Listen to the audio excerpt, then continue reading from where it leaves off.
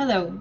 Thank you very much for giving me the opportunity to participate in this event today. My name is Dorota Wolny, and today I would like to make an introduction to the wide topic of income inequality.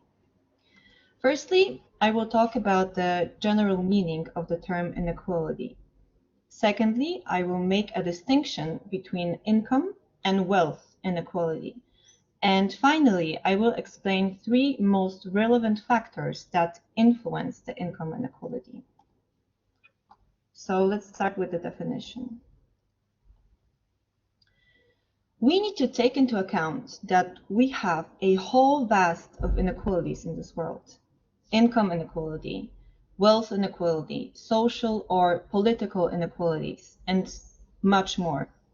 So the general definition extracted from the Oxford Dictionary states that inequality is an unfair difference between groups of people in society, when some have more wealth, status, or opportunities than others.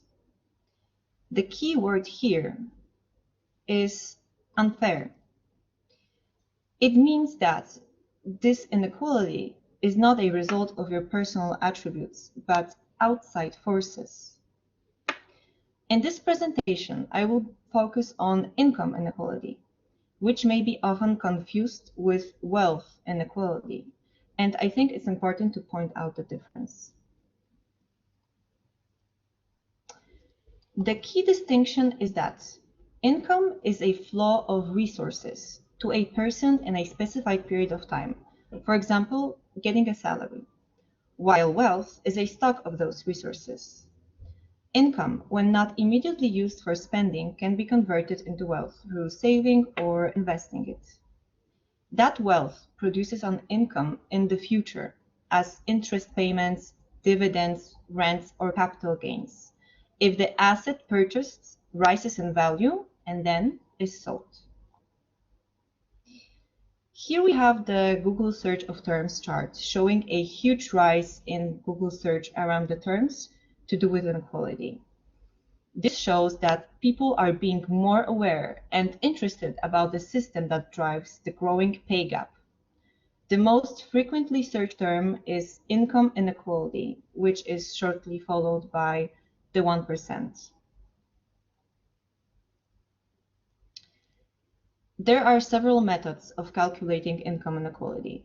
The most popular and widely used one is Gini coefficient index, where 0 is complete equality and 1 is complete inequality. I have based my research on OECD countries, which are mainly developed and simply richer countries, because the data we have is wider and much more competent.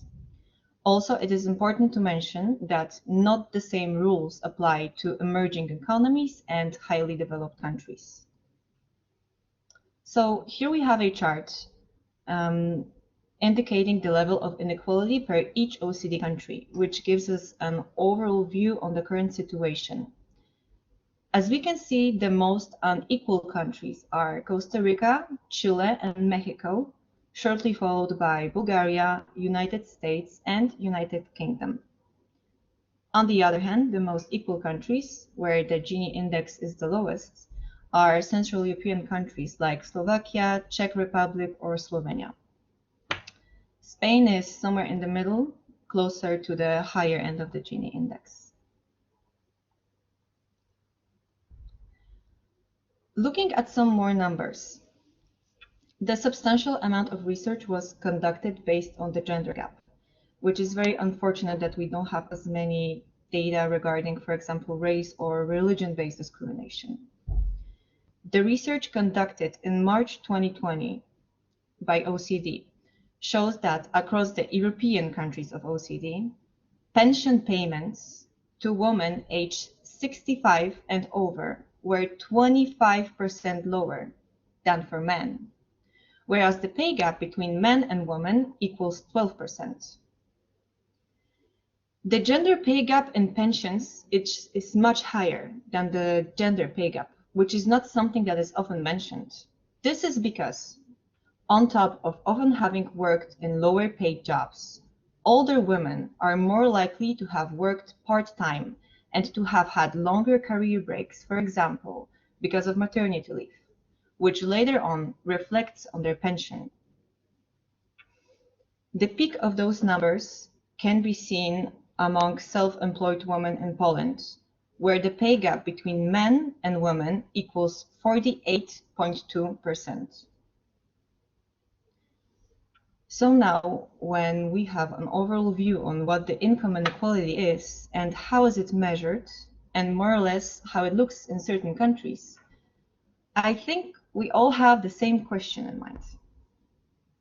Why? Why the rich get richer and the poor get poorer? Why there's such a huge pay gap in the society? Why the income inequality is increasing in an incredible pace every single year, regardless of the prevention measures?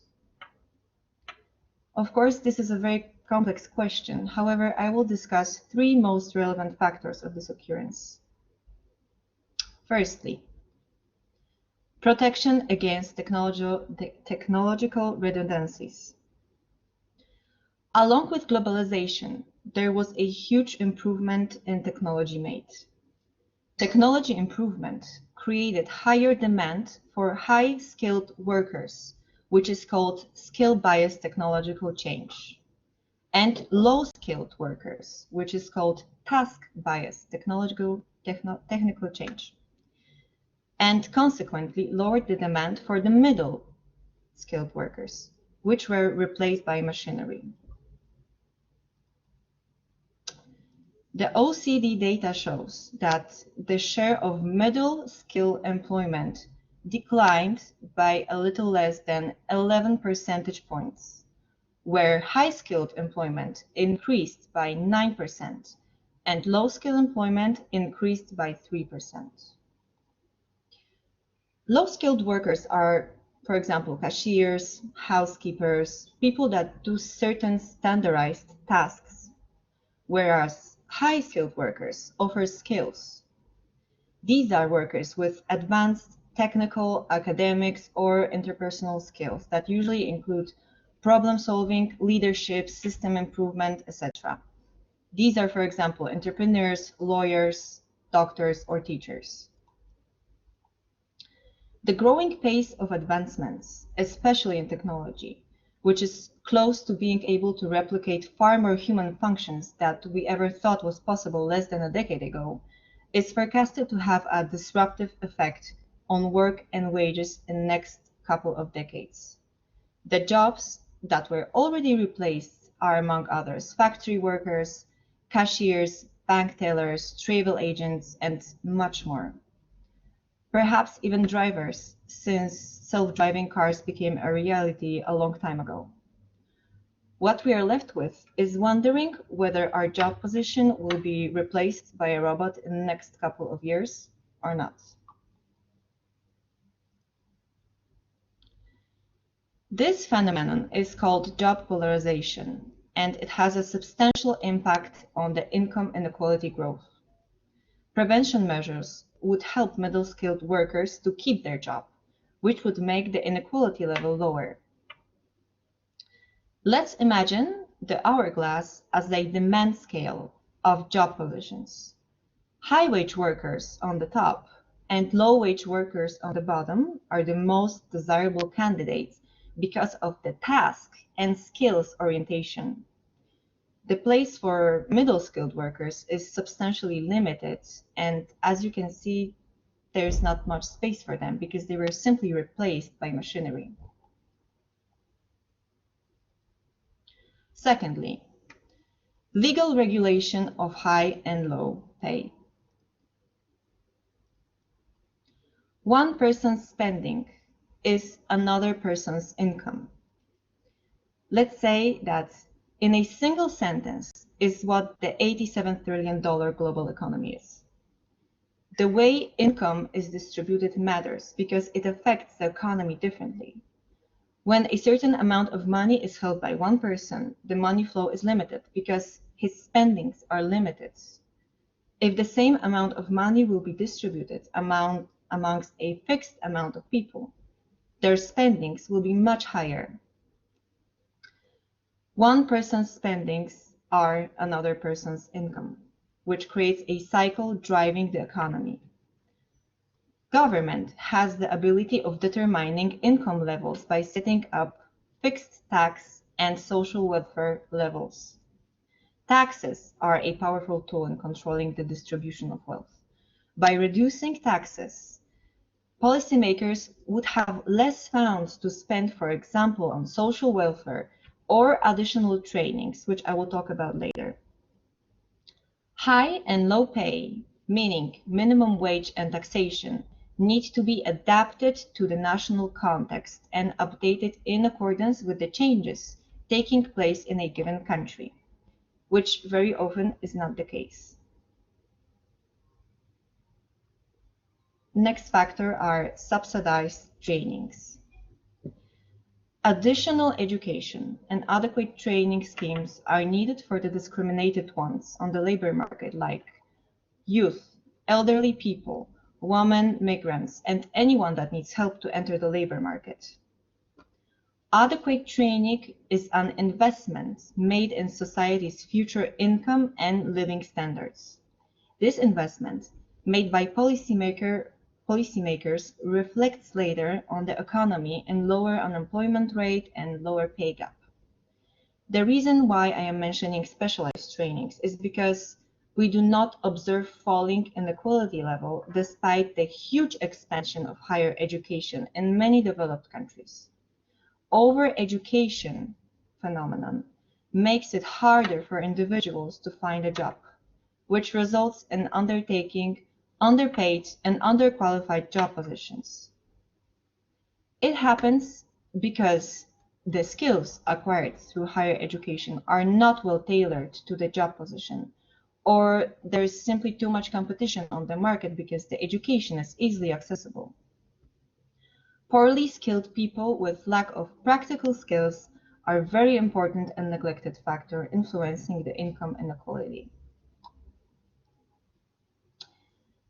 I strongly believe that innovation is the most powerful and desirable human asset that only humans, us, are capable of. The governing body should focus more on creating high-skilled jobs and additional trainings for individuals to create the pre-existing supply of demanded skills and knowledge. This would encourage employers to create high-skilled and non-standardized jobs that require human capital, especially innovation and critical thinking skills, which will be never replaced by technology, hopefully. I will end this presentation with the words of the world's greatest mind, Aristotle. The worst form of inequality is to try to make unequal things equal, which leaves us with a reminder that world is not utopia and the discrepancies along society existed as long as humans are walking on this planet. But I think it must be for a different reason: talent, luck, intelligence, or personal effort, not of who, where, or when you were born.